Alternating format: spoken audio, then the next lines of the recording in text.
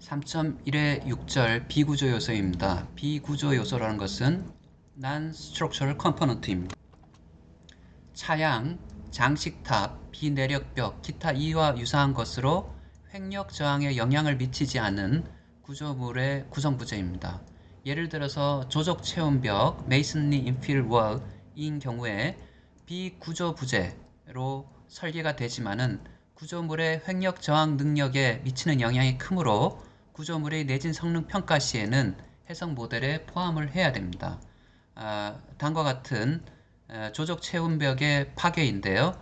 RC 구조로 골조가 되어 있고 그 안에 조적 체움이 들어가 있는 경우에 이쪽 방향 변형이 이렇게 발생할 경우에 이쪽 방향으로는 압축이 발생하고요. 이쪽 방향으로는 인장이 발생합니다. 그래서 우리가 이 압축을 실질적으로 내진 성능 평가 시에 스트럿이라는 것을 사용해서 고려를 해줘야지 실질적으로 정확한 내진 성능이 평가가 되게 됩니다. 각종 파괴에 대해서는 그림을 참조하시면 될 것 같고요. 일반적으로 비구조 요소를 배제하고 구조 해석을 수행하고 구조 부조를 설계합니다. 내진 설계 시에는 그렇죠.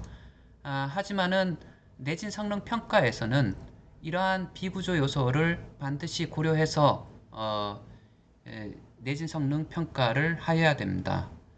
이러한 비구조 요소의 강성을 부가 강성을 무시할 경우 예상치 못한 나쁜 영향을 가질 수가 있습니다. 다음과 같은 구조물인데요.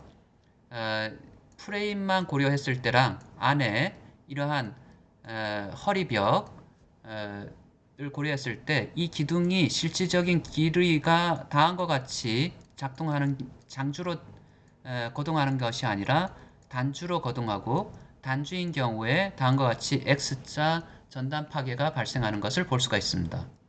그래서 내진 성능 평가 시에 조적벽의 강성을 모델링하게 되는데요. 다음과 같이 압축 스트럿을 사용해서 압축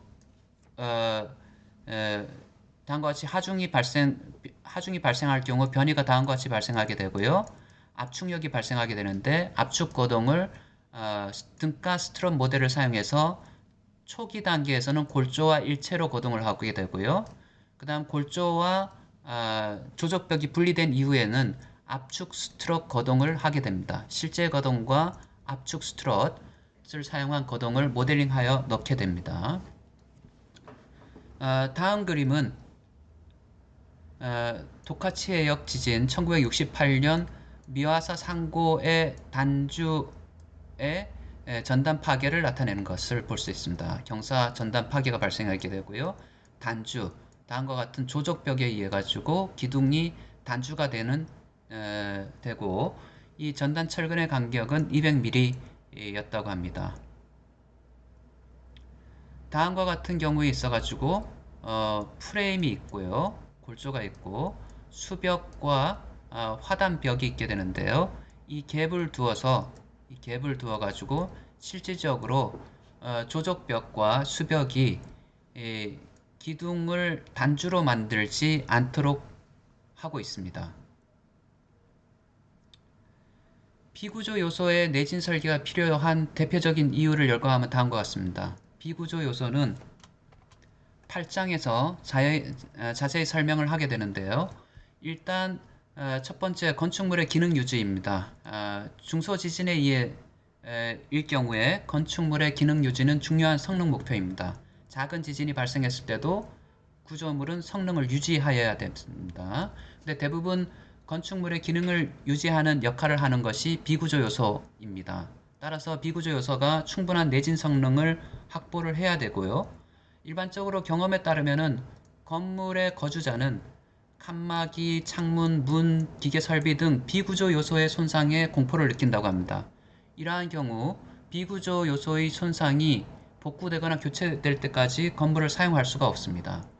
그 다음 비구조 요소가 나중에 보수 비용을 봤을 때 차지하는 비용은 일반적으로 건축물 복구 공사 비용의 80% 정도가 실질적으로 구조 요소는 20% 정도고요.